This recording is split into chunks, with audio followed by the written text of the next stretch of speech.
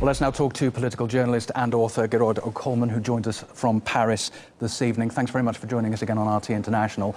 You're in the French capital. What's the mood and atmosphere in the city right now?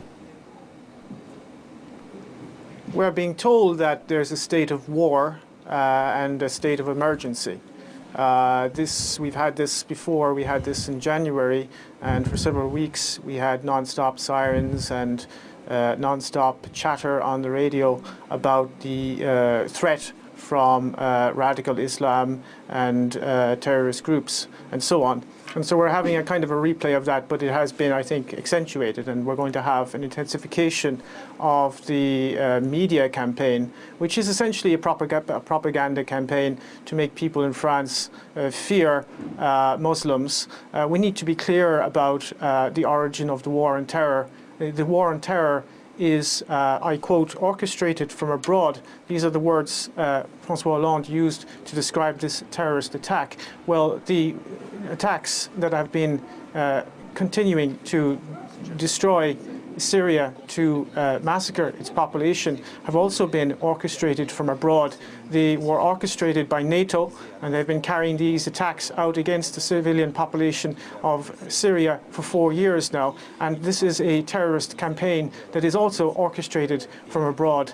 And people in Europe need to understand that there is a war that is becoming global, that is being waged against civilian populations in particular. It is a form of neo-imperialism and neo-colonialism which aims to divide and conquer European and Middle Eastern and African and the world's population, for that matter, and to make them submit to a global order that does not serve the interests of most of the people on this planet, but that does serve the interests of a very few ruling elite, a very small, tiny, and particularly tyrannical ruling elite.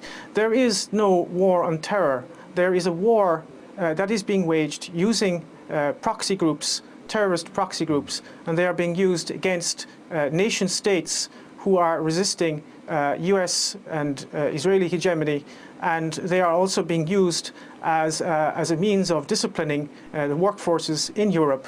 In a period of mass unemployment and austerity, you now have terrorist attacks being committed by terrorists funded, armed and trained by Western intelligence agencies. There is no such thing as ISIS. ISIS is a creation of the United States. We know that from official sources of the US military themselves. Declassified documents from the Defense Intelligence Agency have confirmed that. And the French government is now attempting to drum up support for more military intervention in Syria. And what they want to do is they want to get in on the game. The game is almost lost. The Russians have routed much of the Islamic State. You now have Islamic State militants coming into Europe disguised as refugees. That will destabilize Central Europe, and the French government wants to get in on the game in Syria and prop up those so-called moderate rebels. There are no moderate rebels, of course, in Syria. There are Al-Qaeda and ISIS militants, terrorists who have been beheading people, eviscerating people, absolutely creating chaos and genocide right across the region, and this does not serve the Syrian people or anyone other than the Western corporate elites and their geopolitical interests. What do you expect France to do now in the light not only of Friday's terrorism, but 10 months on from Charlie Hebdo? It's not going to ease up on what it's doing, is it? No. Much depends on how the French public will react. If they will, we are being bombarded now with a media propaganda campaign. There's this non-stop talk where we're told not to go out in the street. We're supposed to be fearful and keep quiet and so on. I think there is going to be a campaign against dissidents in France. They're very worried about the new media that has emerged in recent years, and they are very worried about the alternative media. So I think there you will see, we saw this actually after the attacks in January, you will see a conflation of terrorism and dissidents. So one of the tools which the mass media uses to discredit any kind of rational questioning of the established order, and particularly the war on terrorism, is to deride those who would question the war on terrorism as conspiracy theorists. And I think you're going to see a crackdown on so-called conspiracy theorists and websites that actually publish rational and honest analysis of what is happening. So you're going to see more of that type of intellectual terrorism, which is already at boiling point in France. I mean, it's got to the point now where you have professors in universities who are being intimidated. You have school teachers who are basically being fired for even suggesting that there may be a link between French imperialism and terrorism. There was one case recently, for example, of a school teacher who almost lost his job when he suggested there might be a link between French foreign policy and terrorism. So we are going through a period of deep intellectual terrorism. And of course, these random terrorist acts, which are a form of low-intensity civil war. I think that the current crisis, the refugee crisis, which is really a form of coercive engineered migration, because it could have easily have been prevented, this form of coercive engineered migration is going to make this a lot worse, and it is going to create the conditions of civil war. It is a natural consequence, of course, of globalization, of financial capitalism. This is essentially what it leads to. I mean, it leads to a breakdown of society. And the only way in which they can kind of keep everybody down is by a policy of divide and conquer. So you're going to see a situation where you've got very much a Wahhabized working class in France. They're being Wahhabized by the allies of the French political elite, the Saudis and the Qataris. They're building Wahhabite mosques all over the place. And that is going to Wahhabize the youth, and they're going to be then used as pawns, if you like, in much bigger geopolitical wars, proxy wars against Russia, proxy wars against Iran in the Middle East, and so on. And that is going to create massive social unrest. It's going to divide working people against each other. And the only people who are going to actually benefit from this are the war contractors, the military-industrial media intelligence complex. So in whatever way you look at this, I don't know who exactly committed this attack and this atrocity, but the real people who are responsible, whether directly or indirectly or consciously or unconsciously, is the French government, because they have been complicit in terrorism in the Middle East and all over Africa. And that needs to be understood. And if we don't understand that, this is going to continue and it's going to deteriorate. We will find ourselves in a situation under military law, martial law, if this continues. So it really needs to be analysed and understood.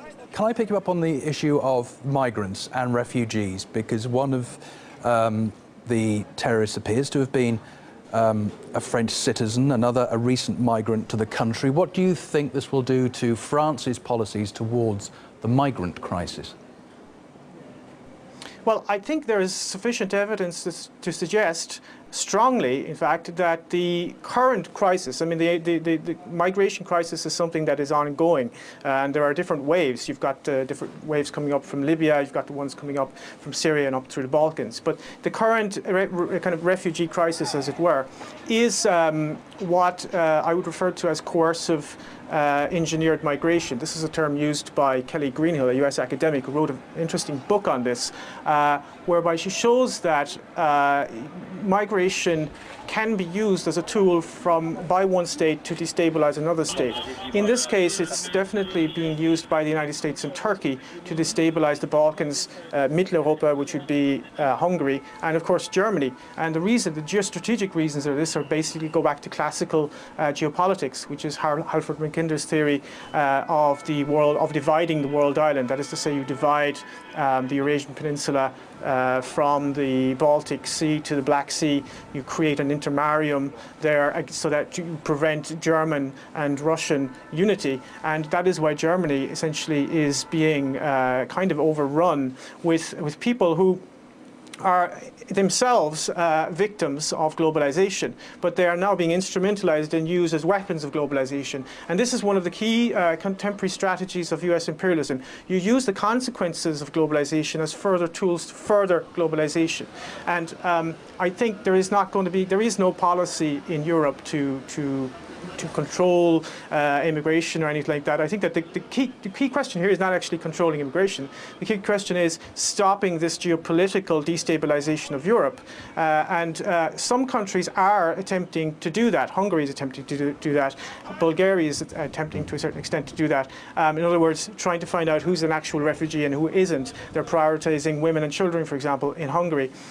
That's a rational approach. But of course, Viktor Orban of Hungary is being demonized by the European Union for his insistence on implementing the laws of the European Union and of the Hungarian nation state. Here, you're in a situation where the French government is totally subordinate to US dictates. This is a country that has been completely taken over by US imperialism, just as Germany. And France doesn't really have a foreign policy. It does whatever Washington tells it to do. OK, it's always good to get your thoughts on this. Gerard O'Connor, thanks very much for joining us from Paris this Saturday evening.